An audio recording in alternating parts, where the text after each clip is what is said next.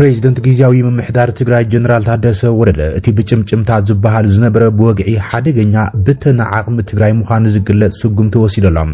ሓንቲ ኣባል ካቢኔ ጊዜያዊ ምምሕዳር ትግራይ ትግራወይቲ ጓል ኣንስተይቲ ካብ መንግስታዊ ሓላፍነታም ኣጊደ ከለኹ ዝብል መረጋገጽ ደብዳቤ ዘርጊሖሎም። ሓላፊት ቢሮ ኢንዱስትሪ ትግራይ ዝነበረት ወይዘሮ ኣልማዝ ገብረ ጻድቕ ካብ ሓላፍነታ ከም ዘልዕላ ገሊጸሎት ፕሬዚደንት ኣባል ፈጻሚ ስራሕ ጉዳያት ፓርቲ ዲሞክራሲያዊ ስምረት ትግራይ ስምረት ከም ዝኾነት ዝፍለጥ ኮይኖም ኣብቲ መስራቲ ጉባኤ ድማ ኣባል ፈጻሚ ስራሕ ኮይና ተመሪጻ። እቲ ሓላፊት ድሕሪ ላዕለወይቲ ኣመራርሓ ፓርቲ ስምረት ኮይና ምምራጻም ካብ ሓላፍነታ ምልያም ተረጋጊጸሎም። ወይዘሮ ኣልማዝ ገብረ ጻድቕ ካብ ቅድሚ ኩናት ትግራይ ክሳብ ኣብ መንጎ ላዕለዎት ኣመራርሓ ወሓት ክፍፍል ዝፍጠር ኣባል ማእከላይ ኮሚቴ ወሓት ዝነበረት እያ። ጊዜያዊ ምምሕዳር ትግራይ ምስ ጣይሾም ክሳብ ምምጻእ ፕሬዚደንት ታደሰ ወረደም ሓላፊት ቢሮ ልምዓት ከተማን ኮንስትራክሽን ዝነበረት ኮይና ካብ ወርሒ ሚያዝያ 2017 ዓ.ም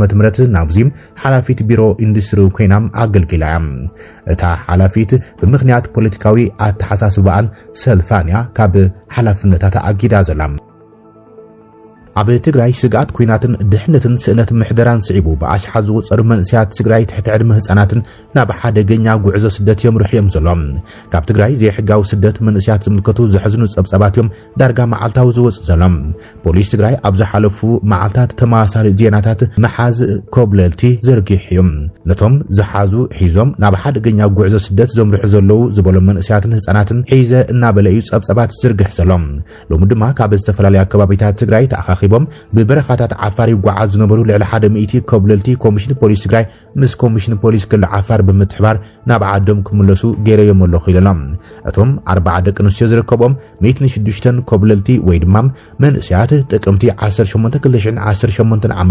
ምሸት ሰዓት 1 ፈረቓን ኣጸልሚቶም ምስ ተወሰነ መንገዲ ኣብ ሓንቲ ተሽከርካሪ ተዘጋጊጦም ምስ ተጓዓዙም ኣብ ኬላታት ብእግሮም እናሰገሩም ኣብ ዓፋር ምስ በጽሖም መሊሶም ናብ ተሽከርካሪ ተሰቂሎም እንትጓዓዙም ብፖሊስ ትክልል ምስ ኮሚሽን ፖሊስ ትግራይ ብምትሕባር ተተሓይዞም ናብ ዓዶም ክምለሱ ከም ዝተገብረም ነቶም መንእስያት ዝተቀበሉ ካብ ኮሚሽን ፖሊስ ትግራይ ሓላፊ መምርሒ ሓለዋት ትካላት ኮማንደር ተስፋይ ግደይም ወይ ድማ ተስፋይ ሕሙራ ገሊጾም ኣሎም። እዞም ኣብ ክሊ ዕድመ ካብ 16 ክሳብ 25 ዝርከቡ መንእስያት መን ከም ዘበገሶም መን ከይመርሖም ከም ዘሎ ኣብ ዘይፈልጥሉ ኩነት ኮይኖም ደለልቲ ብርሕቀት እንዳመርሕዎም ብሓደገኛ ጉዕዞ እንትኸድም ብምትሕባር ክልቲኦም ኮሚሽናት ፖሊስ ተተሓይዞም ዘለዎ ክብልዩ ኮሚሽን ፖሊስ ትግራይ ገሊጹ ዘሎም። ካብ ጆኖሳይዳዊ ኩናት ዝተረፉ መንእስያትን ትሕቲ ዕድመ ህፃናትን ትግራይ ደቂ ኣንስትዮን ኣብ ትግራይ ዓዶም ሰሪሖም ክልወጡን ክነብሩን ዝኽእልሉ ዕድላት ብስንክቲ ዘሎ ሕማቕ ኩነታት ፖለቲካዊ ስርዓት ኣልበኝነትን ዘይሕጋውያን ኣዘዋወርቲ ሰባት ተደሊሎም ናብ ምድረ በዳ ዓረብን ሊብያን ቀይሕ ባሕርን ማእከላዊ ባሕርን ይዕዘሩ እዮም ዘሎም። ናይ ውፅኢት ድማ ፍቆዶ ምድረ በዳን ባሕርን እቶም ተስፋ ትግራይ ዓዶም ዝኾኑ መንእስያት ሞትን መጉዳእትን ስነልቦናዊ ስብራትን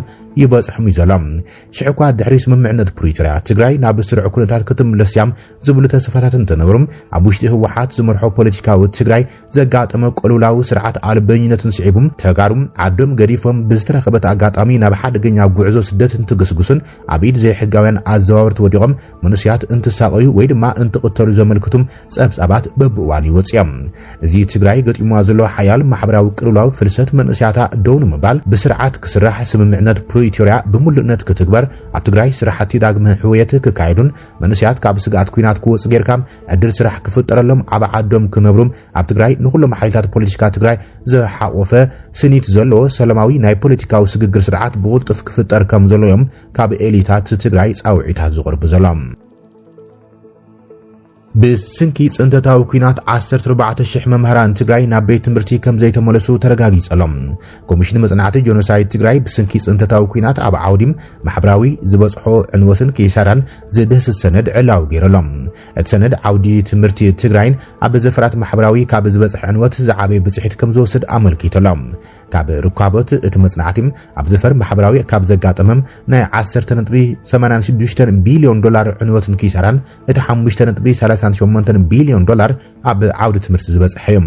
እቲ ገዛን ገዛ ብምዝዋርን مستكالات تمرتي بمرخابن استقبل دهاساس سميا تمرتي بتزقاطم عناو كينات عددا موتن مقداتن كم زخونن 14000 ممهران ናብ ቤት ትምህርቲ ከይተመለሱም ከም ዝተረፉ ጠቂሰሎም ትግራይ ኣብ ቅድመ ኩናት ሸቶታት ልምዓት ሚሊኒየም ክትዕወት ተቀራሪባ መንበራም ዘዘኻኸረት መጽናዕቲ ጸጋታት ትምህርቲ ብስንክት ኩናት ከም ዝጠፉ ልዕሊ 1.2 ሚሊዮን ተምሃሮ ካብ ቤት ትምህርቲ ወጻኢ ከም ዝኾኑ ነመልክተሎም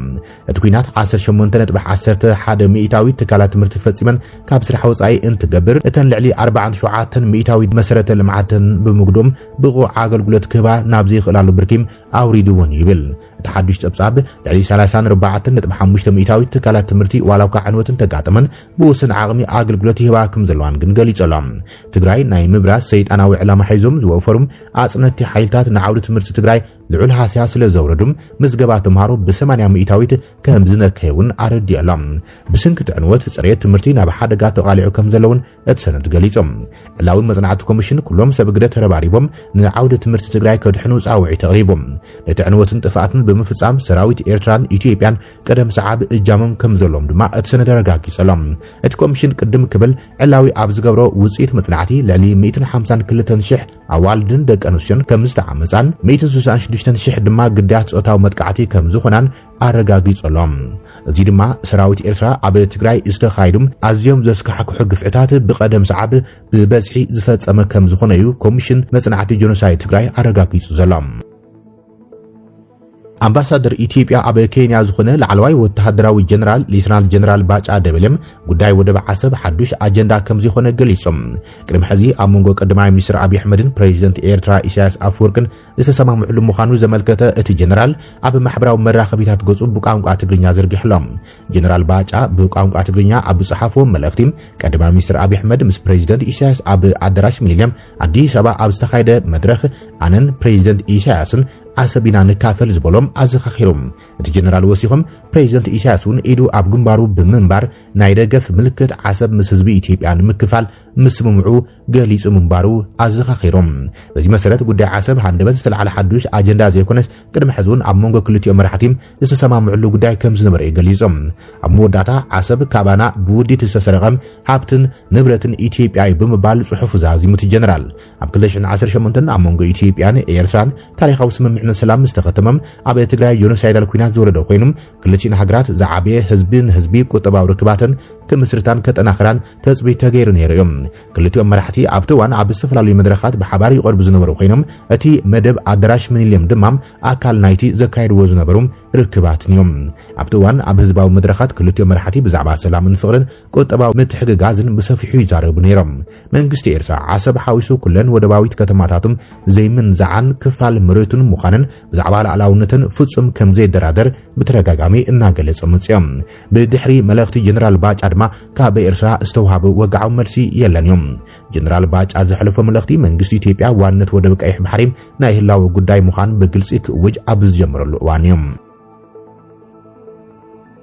እዚ ከም ዝሎም ኮሎ ድማ ጀነራል ስብሓት ኤፍሬም ወዲ ኤፍሬም ኣብዚ እዋንዚ ብትእዛዝ ፕሬዚደንት ኢሳያስ አፈወርቂ ክድስክል ተገይሮም ገዛው ዒል ካብ ዝኸውን ዓመታት ተቆፂሮም ኣሎም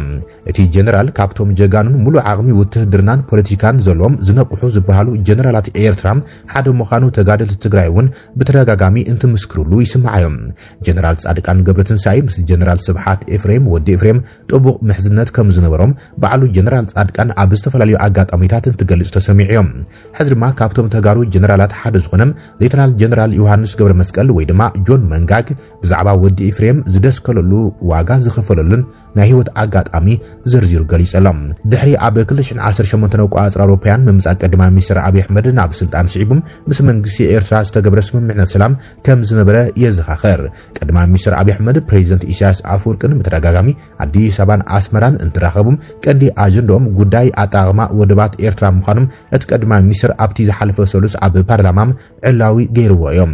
ኢትዮጵያ ንወደባት ኤርትራ ከተልምዕን ኣብ ኤርትራ ይኹን ኢትዮጵያ ዘሎ ህዝቢ ተረባሕግን ክኸውን ፕሬዚደንት ኢሳያስ ነጊሮዮ እንትኾነ ግናም ኣብ የምኒ ኢሉ ተዛሪቡ ነይሮም ትግራይ ልዕሊ ኩሉ ካብ ካልኦት ከባቢታት ኢትዮጵያ ናብ ወደባት ቀይሕ ባሕሪ ባጽዕን ማሰዋን ካልኦትን ኣዝያ ዝቐረበት ብምዃናም ካብተን ወደባት ብቐንዱ ናብ ትግራይ ኢትዮጵያ ዝግበር ንግዳዊ ምንቅስቓሳት ንከተማ ኣስመራ ሓዊሱ ንካልኦት ከተማታት ኤርትራ ተመላሊኡ ዝዓቢ ብምዃኖም ዶብ ምስተኸፈተም እተን መስመራት ንጠቐመለን ዝብል ሓሳብ ብጀነራል ስብሓት ኤፍሬም ቀሪቡ ነይሩ እንተኾነ ግና ኢሳያስ በሐሳብ ወዲ ኤፍሬም ኣይተሓጎሰን ነበረሞም ብዛላምበሳን ራማን ዘይኮነም ብባላንቱ ባርካ ጌርካ ምዕራብ ትግራይ ኣምሓራ ስለ ዝተቆጻጸርዎም ምስኦምን ስምምዕነት ስለ ዘለና ብሑመራ ጌርካ ማእኸል ትግራይ ከይረገጸም ናብ ኢትዮጵያ ከኣቱ ዘሎ ኢሉ ከም ዝተኸላኸለም ጀነራል ዮሐንስ ገብረ መስቀል ጆን መንጋግ ተዛሪበሎም ብዓሰብ እንተተኸፊቱ ብቐጥታ እዩ ናብ ኢትዮጵያ ዝኣቱ ብወድባት ባጽዕ ማሰዋን ግን ኣይከኣልን ኢሉ ንወዲ ኤፍሬም ዝመለሰሉ ኢሳያስ ነቲ ጀነራል ናብ ሓያል ጽዕንቶ ክወድቕ ገይርዎ ብምባል አቶ ኢሳያስ ንህዝቢ ትግራይን ኤርትራን ዘለዎ ጽልኢት ዝፍለ እዩ ነይሩ ክብልዮም ጀነራል ዮሐንስ መንጋግ ኣዘኻኺሩ ዘሎም ወዲ ኤፍሬም ድማ ኣይ እንድሕር ዶም ተኸፊቱ ባጽዑን ንኹሉ ከገልግል ሓሰቡን ንኹሉ ከገልግል እንተኾይኑ ናይ ባጽዕ ንብረት ካብ ባጽዕ ነስመራ ከስመራ ንዓዲ ቀይሕ እንደቀ ምሓረ ብሰገነይቲ ብሰናዓፈ ገይሩ ብዓዲግራት ተዘይከይዱ እነ ኤርትራ ከተማታት እንታይ ክኾና እዩ ብራም በስመራ ገይሩ ብመንደፈራ ብዓዲ ኋላ ብራማ ገይሩ እንተዘይከይዱ ተፍቲ መስመር ዘሎ ህዝብና ደኣ እንታይ ትርፍ ኣበይ እዩ ደኣ ካብዚ ደኣ ኣበይ ከትርፍ እንድሕር ብኡ ዘይከይዱ ኖ ኢሉ ኢሳያስ እንታይ ደኣ ነስመራ ይመጽእ በስመራ ገይሩ ብበረንቱ ዶ ብገለ ገይሩ ብባርካ ገይሩ ምዕራብ ትግራይ ኣምሓራ ክቆጻጸርዎ ክግበር እዩ ምስ ኣምሓራ ድማ ስምምዕ ኣለና ብሑመራ ጌርና ኢና ነእቱ ወንበር መሬት ዓጋመ ኣይረግጽን እዩ ከዛ ኣነ ሰምዖ ወዲ ኤፍሬም ብጣዕሚ ኦፈንድድ ኮይኑ ነቶም ካልኦት ኣብቲ ከባቢ ዘለዉ እውን ናይ ወዲ ኤፍሬም ሓሳብ ዝደገፍሉ ኩነታት ከም ዝነበረ እሞ በዚ ምክንያት እዙይ ወዲ ኤፍሬም ዋጋ ከም ዝኸፈለ ዝፈልጥ ዋጋ ኢሳያስ ኣፈወርቂ ዝምራሕ መንግስቲ ኤርትራ ኣብቲ ዝሓለፈ ወርሓት ክረምቲ ኣብ ጋዜጣ ሓዳስ ኤርትራ ወግዓዊ ብዝኾነ መንገዲ እቲ ኣብ ትሕቲ ብፌደራል ዝድገፉም ገበት ሓይልታት ኣምሓራ ብልጽግና ዝርከብ ዞባ ምዕራብ ትግራይ ወልቃይት ጸገዴ ናይ ኣምሓራ ምዃኑን ክልል ኣምሓራ ምስ ኤርትራ ብቐጥታ ዝዳው ከም ዝኾነን ኣቐሚጥዎ ተዓዚብና ኢና ይኹን እምበር ኣብዚ ጥሕሰት ሕገ መንግስታውን ግዝኣታዊ ሓድነትን ትግራይ መስረት ብምግባር ካብ ብወገን ታደሰ ወረደ ዝመርሖ ጊዜያዊ ምምሕዳር ትግራይ ይኹን እቲ ምስ ሻዕብያ ጽምዶ መስሪቱ ዝበሃል ንትግራይ ከም ዝቃለስ ዝገልጽ ህወሓት እውን ገብረ መልሲ ኣይሃቡሉን እዮም እዚ ከምዚ ኢሎም ከሎ ድማ ቀዳማይ ሚኒስትር አብይ አሕመድ ብቐጥታ ዘጠንቆ ፕሬዚደንት ኤርትራ ኢሳያስ አፈወርቂ ናብ ቀንዲ ጸላኢት ኢትዮጵያ ዝኾነት ግብጺ ኣምሪሖሎም ፕሬዚደንት ኢሳያስ አፈወርቂ ምስ ፕሬዚደንት ግብጺ ዓብደልፈታሕ አልሲሲ ሰፊሕ ዝርብ ንምክያድ ዝዓለመም ናይ 5 መዓልታት ዑደት ንምክያድ ናብ ካይሮ ኣትየሎም ክልቲኦም መራሕቲ ኣብ ክልቲኣውን ዞባውን ጉዳያት ብሰፊሕ ክዝትዩ ምዃኖም ተገሊጸሎም እዚ ዑደት እዚ ምስቲ መንግስቲ ኢትዮጵያ ቀይሕ ባሕሪ ንምእታው ከም ዘይተርፍ ብግልጺ ኣብ ዘጠንቀሉ ዘሎ እዋን ምዃኑን ምስ ኤርትራ ናብ ግጭት ከኣቱ ከም ዝኽእሉም ኣብ ዝስጋኣሉ ዘሎ እዋን ምዃኑ ፍሉይ ትኹረት ተዋሂቦሎም ዞባዊ ጉዳያት ብቁልጡፍ ይቃይሩ ከም ዘሎን ኣብ ሱዳን ንኤርትራ ብትሪ ዘጠንቀቐ ሓይሊ RSF ኣብ ልዕሊ መላፍንቲ ኤርትራን ግብጽን ዝኾነ ሰራዊት ሱዳን ዓወታት መምዝጋብ ይቕጽል ኣብ ዘለዋን ከምኡን ኢትዮጵያ ናብ ቀይሕ ባሕሪ ትውጣሕ ኣብ ዘላትለዋን ምዃኑ ፕሬዚደንት ኤርትራ ኢሳያስ አፈወርቂም ናብ ከቢድ ስግኣት ወዲቑ ከም ዘሎ ዘርኢም ኣብ ጽባሕ መጠንቀቕታ ቀዳማይ ሚኒስትር አብይም ናብ ቀንዲ ተናሓናሓይት ኢትዮጵያ ዝኾነት ግብጺ ተጓዓይ ዘሎም ቀዳማይ ሚኒስትር አብይ አሕመድ ሃገሩ ናብ ቅድሚ 30 ዓመታት ዝሰኣነቱ ዝበሎም ቀይሕ ባሕሪ እትምለሰሉ ግዜ ሕዚ ምዃኑን ኣብዚ መስረት ብምግባር ብሰላማዊ መንገዲ ምዕልብን ክረክብን ብሰላማዊ መንገዲ ሕቶ ወደብ ቀይሕ ባሕሪ ኢትዮጵያ ብሰላማዊ መንገዲ ንኽምለሰላም ንኣሜሪካ ቻይና ሩስያ ኣውሮፓን ኣፍሪካን ሓቲትና ኢና ዝበለ ኮይኖም ጸገም የብሉን ገለመለና በሉ ግዜ ዝወስዱ እንትኮይኖም ግን ስቂልና ተዓጺና ኣይነብሪና ክብሊ ተዛሪብ ነይሩ ኣብ ፓርላማ ምስ መንግስቲ ኤርትራ እቲ ጉዳይ ቀይሕ ባሕሪ ወደብ ዝምልከት ኣብቲ እዋን ሰላም ለሚናዮም በዓልና ክነልምዖም ኢልና ክሳብ ክሬናት ገዚናም እንትኾነ ግናም ፍቓደኛታት ኣይኮኑን ዝበለ አብይም ንሱ ከይኣክል ሕቶ ወደብ ከይነልዕል ብናይ ውሽጥና ባንዳታት ሓይልታት ተጠቂሞም ባሕሪ ከይነሓትት ኣብ ውሽጣዊ ጸገም ክሸኽሉና ይፍቱን እዮም ዘለዉ ዝበለ ኮይኖም ድሕሪ ሕዚ ግን ዝኾነ ይኹን መንገዲ ተጠቂምናም ወደብ ቀይሕ ባሕሪ ምምላስና ኣይተርፍን እዩ ክብሊ ተዛሪቡ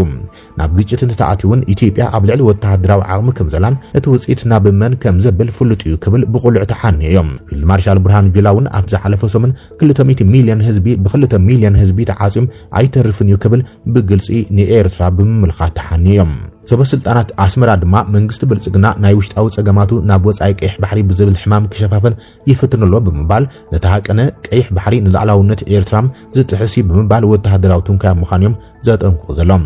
ኣብዚ ኣብ መንጎ ኢትዮጵያን ኤርትራን ተፈጢሩ ዘሎ ወጥሪ ዝምልከት ወሳኒ ጉዳይ ሕዝውን ጉዳይ ትግራይ ኮይኖም መንግስታት አዲስ አበባን ኣስመራን ነቶም ብሓደ ኮይኖም ዝመከትዎም ተጋሩ ኣብ ክልተ ተማቒሎም ናይ ባዕሎም ጉጅለታት ኣሰሊፎም ተባሂሎም እዩ ዝእመን መንግስቲ ኤርትራ ነቲ ኣብ መቐለ ደብረጽዮን ገብረ ሚካኤል ዝመርሖ ህወሓት ዝሓዘ ኮይኖም መንግስቲ ኢትዮጵያ ድማ እቲ ካብ መቐለ ካብ ስልጣኑ ዝተባረረ ብጌታቸው ረዳን ጀነራል ጻድቃን ገብረትንሳኤን ዝምራሕ ሓይሊ ትግራይ ሒዙ ተባሂሉ ይዘመን ክልቲኦም ጉጅለታት ፖለቲካ ትግራይ ኣሰላልፎም ንጽር ዝኾኑ ኮይኖም ንእግረ መንገዱ ተጋሩ ዝብትን ሓደገኛ ፕሮጀክት ምዃኖም ስጋኣት ብዙሓት ተጋሩ እዮም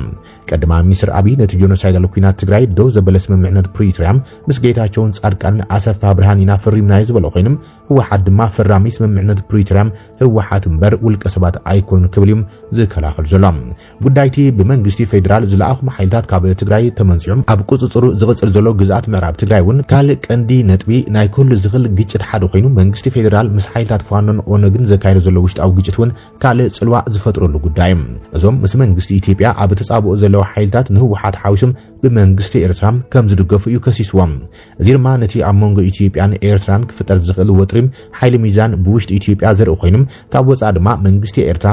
ንጀነራል ዓብድልፈታሕ አልቡርሃን ዝምራሕ መንግስቲ ሰራዊት ሱዳን ከምውን ብምኽንያት ሩባ ዓባይ ምስ ኢትዮጵያ ተጻባኢት ኮይና ትቕጽል ዘላ ግብጽውን ምስ ውሽጣውያን ዕጡቃት ሓይልታት ኣሰሊፎም ኣብ ልዕሊ መንግስቲ ብልጽግና ክዘምት ከም ዝኽእሉ ዘጠንቅቕ ዘሎም